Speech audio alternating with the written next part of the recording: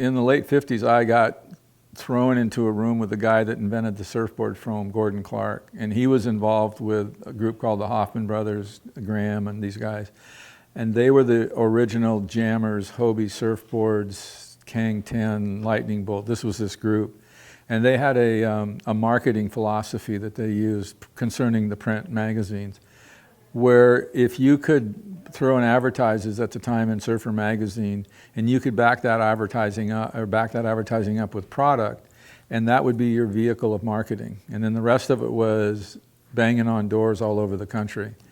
And so, like when we started Road Rider, a guy that named Jim Jinks was just starting OP, and we were both sleeping in cars, and he was trying to get OP off the ground. And I mean, he took that thing out to about 600 million.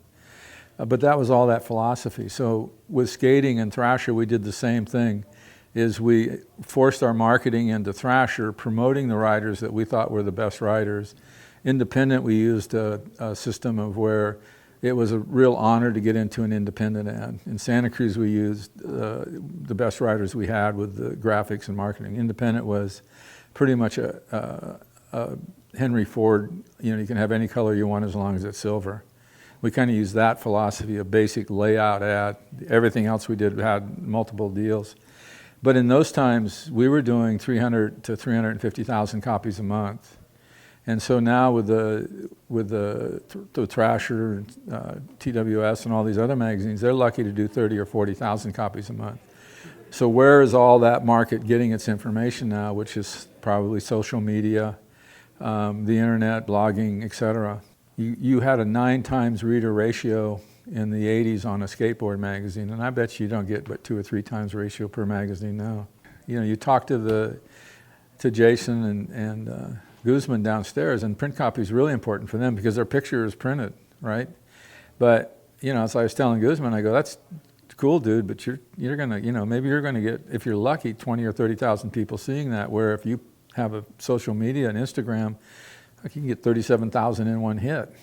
The delay in reporting is so long that it doesn't work anymore. This is what Fausto did. He would go to these contests, these ramp contests, and we'd create this big thing like this was the biggest thing in the world, and everybody that read the magazine, all 300,000 people, thought this was the event of all events. There was thousands of spectators, and there was 4 people watching it, plus the guy's girlfriends. But it was something that we could figure, well, we can do this with a print copy because there's no record of it. Nobody can really see it. As long as we keep our angles right, and as long as we focus on the skaters, we're okay. Banners placed in a certain place, using a black and white banner, not a colored banner, because it has a better comeback on black and white. Just stuff like that. Skateboarding was in a depression. We went from like 20 plus million in 1979 to $400,000 a year in business in 1 year. That was a drop of it, and everybody else in the industry did the same thing. I mean, that's like an insane drop. You don't survive drops like that. The one regret is Christian. Christian was probably the best skater at that era, way better than Tony, stronger, had the right body for it, and his lifestyle wasn't as good as Tony's was, and Tony made the deal. That was kind of one regret because his dad didn't quite direct him the right way. Nadas was one of the unbelievable. This guy was just unbelievable, the stuff he would pull. I mean, he'd just kind of go way before his time, 10, 15 years before his time.